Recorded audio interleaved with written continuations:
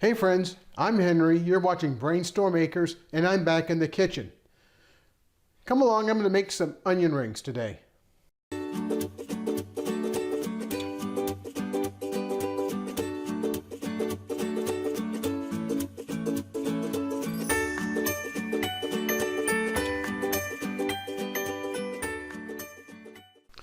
Now I think Irene showed you one of these little sticky pads that is used to hold our cutting boards in place when we're working on the peninsula. The peninsula has a granite top, so cutting boards don't stick to it. This helps. It works very, very well. But there's another way.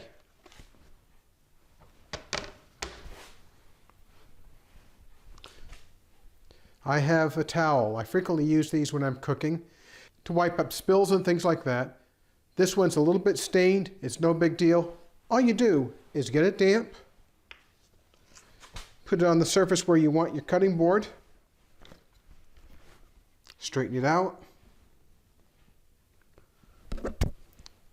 put your cutting board down, and it stays in place. I got started on this project to do some onion rings because I went into our pantry and saw that some of the giant sweet onions that I'd bought a few weeks ago had started to sprout. Since I'm not going to use all these onions right now, I decided I'd go ahead and start cutting them up to make some onion rings.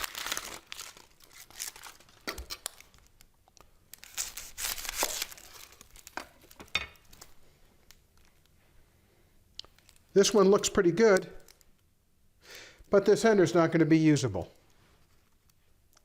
Now when I peel onions, I don't try to save every little bit of onion. What I try to do is actually get the outermost layer of the onion and peel it completely off.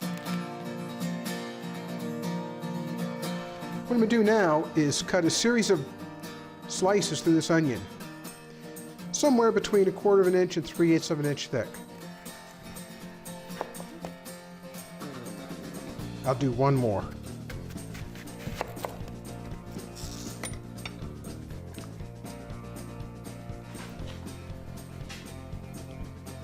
There you can see what the onion looks like. The center part is already sprouting, so I'm going to pull those out and not use them for onion rings.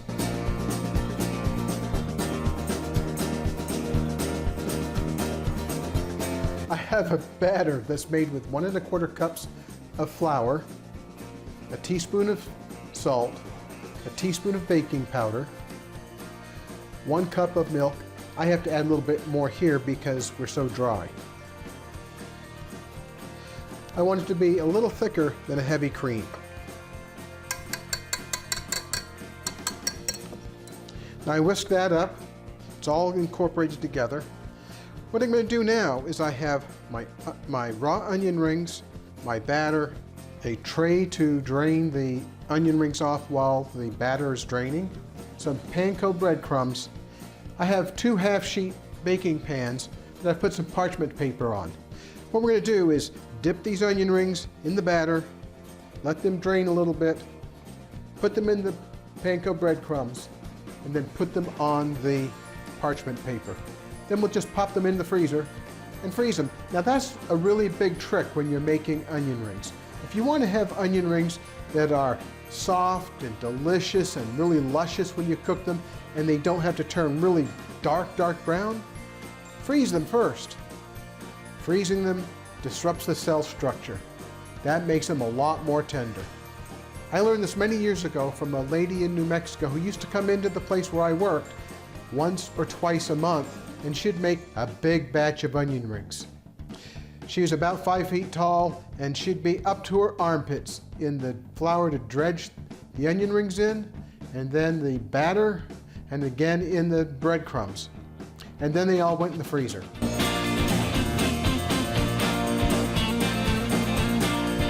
You want to make sure the onion rings are coated evenly. The excess will drain off through the rack into the tray that I've put underneath.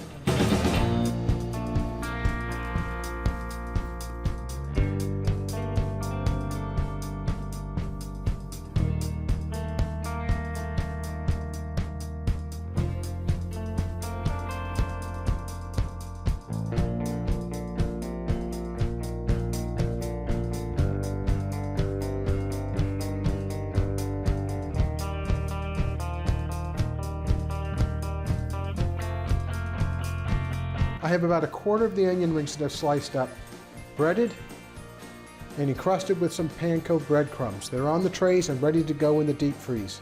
So that's the next step. Then it'll be a matter of waiting for them to freeze, popping them into Ziploc bags, and putting them back in the freezer. Then they're ready to use when you're ready to use them. Well, thanks for watching. I hope you found this interesting and helpful. It's definitely one way to salvage onions that are starting to sprout that you're not ready to have sprout.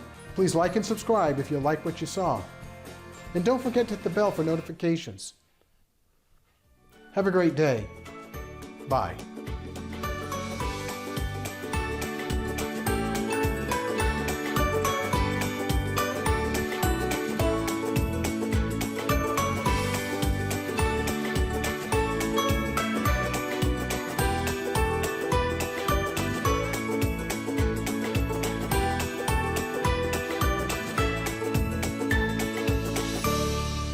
I have a batter that's made with 1 1/4